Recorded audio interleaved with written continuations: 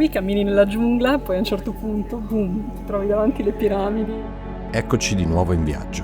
Dopo il primo capitolo dedicato al Guatemala, tra le strade di Antigua, il lago Atitlán e il folle mercato di Chichicastenango, Bellissimo, ma c'è un casino pazzesco. abbiamo continuato il nostro percorso nel cuore della civiltà Maya. In questo secondo episodio siamo arrivati a Yaxha e Tikal, due siti immersi nella giungla del Petén. Qui le rovine non sembrano solo resti del passato, sembrano ancora vive. Un salto ancestrale senza effetti speciali, solo giungla, pietre e silenzio. Prima di entrare nel vivo, solo una cosa al volo. Realizzare questi video richiede tempo, energie e un bel po' di chilometri sulle spalle. Se vi sta piacendo quello che vedete, lasciate un like, scriveteci un commento o iscrivetevi al canale. Per voi è un attimo, per noi fa davvero la differenza. Il nostro viaggio verso il nord del Guatemala è cominciato così, un volo serale e quella solita sensazione di non sapere esattamente cosa troveremo. Ci svegliamo di nuovo sulle rive di un altro lago, questa volta è il lago Petenitsa, e abbiamo deciso di fermarci nel villaggio di El Remate, comodo per raggiungere Yaxha. Valentina spiegherà l'itinerario di oggi. Andiamo a Yaxha, il sito archeologico, uno dei siti archeologici più importanti qua della zona, sicuramente meno conosciuto rispetto a Tikal, però dicono altrettanto interessante. Dopo una notte tranquilla e remate, aspettiamo il nostro transfer verso Yaxha. Ci vogliono un paio d'ore di strada e parecchie buche per arrivarci, ma ne vale la pena. Il sito si trova tra due lagune e, a differenza di Tikal, è quasi sempre deserto. Yaxha era una delle città più importanti del periodo classico Maya, collegata a Tikal da una rete di sentieri cerimoniali. E oggi ci aspetta, immersa nel silenzio e circondata dalla giungla.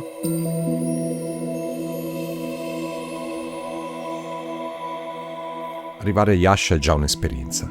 Si entra piano, lungo sentieri nella giungla e a un certo punto iniziano a spuntare le prime rovine tra gli alberi. Salire su queste piramidi è faticoso, ma ne vale la pena. Ogni scalino ti porta un po' più in alto e un po' più dentro la storia del posto. Non c'è quasi nessuno, è tutto silenzioso. Si sentono solo il vento e qualche verso degli animali.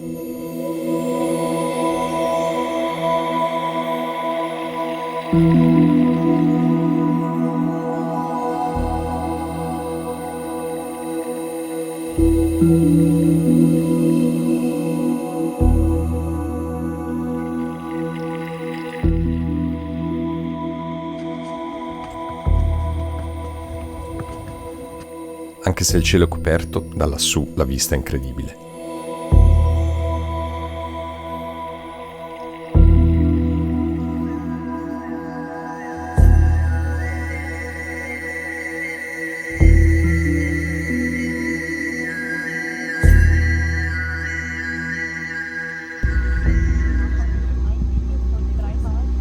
È bellissimo. È un pavone. Non è un fagiano, è un pavone. Valentina dice che è un fagiano. No, secondo me è un pavone. Sì, certo che è un pavone, ma mi sono sbagliata. Sbagliata, dice. Secondo me era convinta fosse un fagiano. No, ma figurati. Il giorno dopo si riparte e si va a prendere il mezzo più epico che potessimo trovare per raggiungere Tikal. Stiamo andando a Tikal in tuk-tuk. Forse non il più comodo, ma di sicuro il più divertente.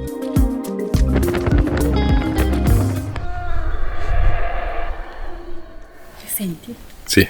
Sono le scimmie urlatrici.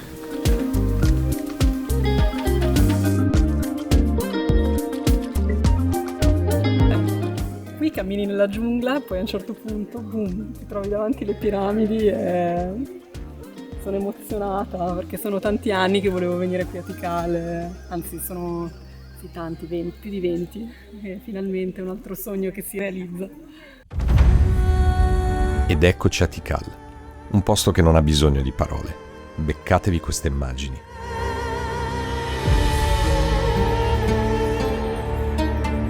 In mezzo a questa giungla spunta fuori una delle città più importanti del mondo Maya. Uno dei suoi re più famosi era Hasau Chan Kaveli, chiamato anche Signor Cioccolate. Fu lui a riportare Tikal al suo massimo splendore, più di 1300 anni fa.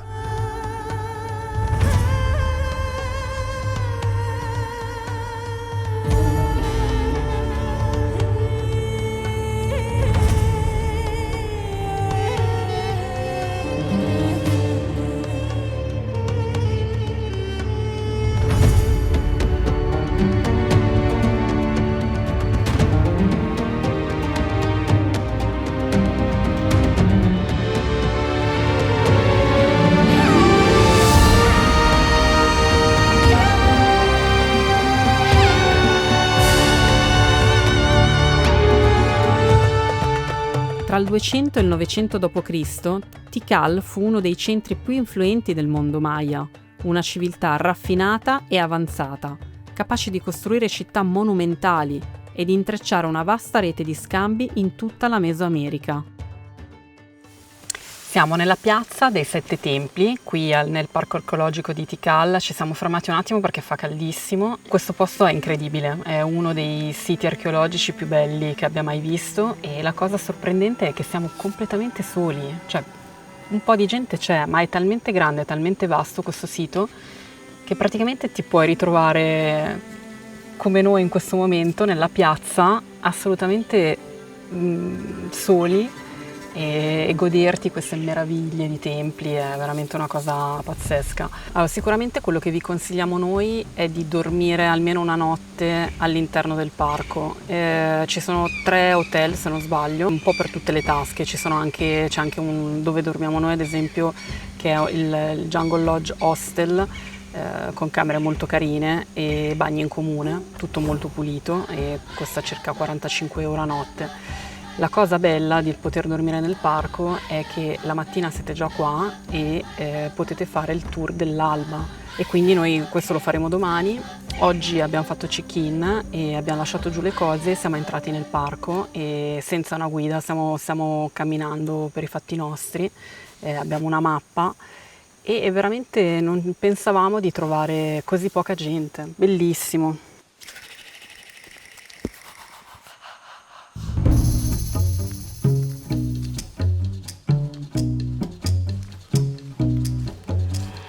Camminare qua da soli è Sì, assurdo, nel senso che ci aspettavamo comunque molta più gente, anche perché insomma è un sito archeologico molto famoso, però in realtà oggi nessuno. sta veramente andando alla grande. Dai, se Vamos. ci incamminiamo, che non ci muoviamo, che non ci fermiamo troppo, ce la facciamo. Andiamo. Sì, perché le guide si sono raccomandate, entro le 6 dobbiamo assolutamente essere fuori dal parco, e perché siamo veramente nella giungla e ci sono i giaguari, e quindi insomma dopo il tramonto non è consigliato stare qua senza guida.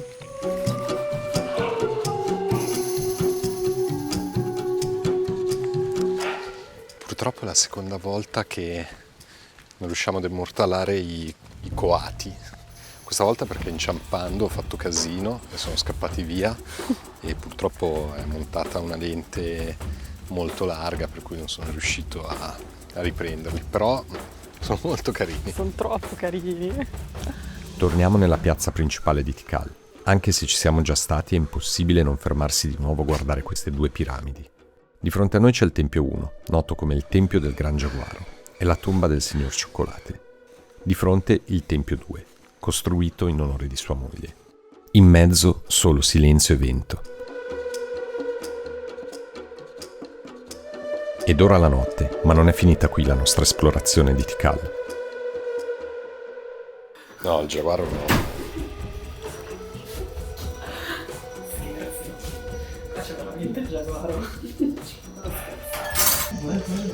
Sono le 4 della mañana e siamo pronti per il tour. Un po' pesante alzarsi a quest'ora, soprattutto dopo aver fatto impazzire la Vale con 3 ore di russata continua, a quanto pare. Però è abituata lei, Sì, infatti, tappi o non tappi.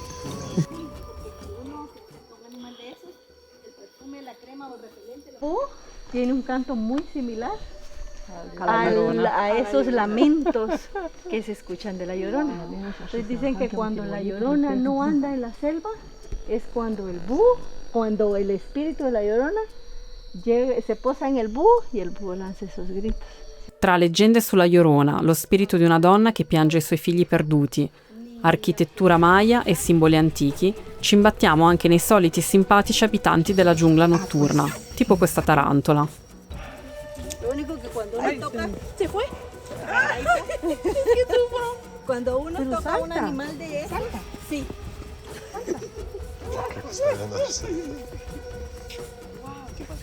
Cuando uno toca un animal de esos, no se debe tocar la cara, porque esos pelitos anaranjados que le ven, le pueden causar ceguera temporal. Unos 45 minutos, ¿sí? Suficientes para el susto. O sea que ahorita lo dejó ciego. E intanto arriva l'alba, ma del sole nemmeno l'ombra.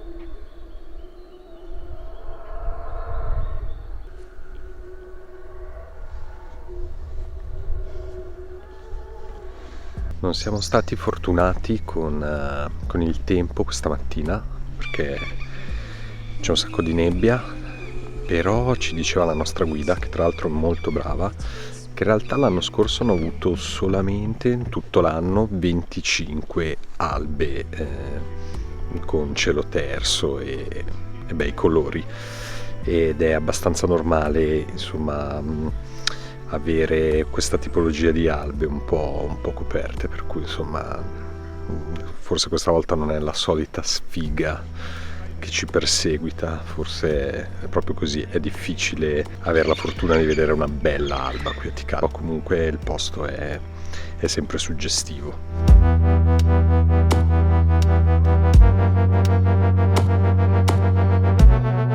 In questo tempio, qui nella piazza principale, è sepolto il signor Cioccolate. Ci diceva la nostra guida che stanno proseguendo le ricerche, perché si sospetta che ci siano altre 3 tombe qua nell'acropoli, probabilmente dei secondigeniti del signor Cioccolate. Si stanno facendo ancora degli studi, però a quanto pare hanno sospeso i fondi per la ricerca, quindi non si sa. Però ecco, questo tempio era sicuramente del signor Cioccolate, che ha portato un po' all'apice la città di Tikal.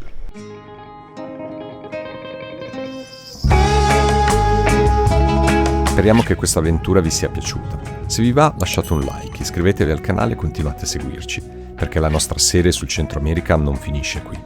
Nel prossimo episodio vi portiamo in un paese ancora poco battuto dal turismo di massa, il Nicaragua. E se siete già stati in Guatemala, raccontateci la vostra esperienza nei commenti.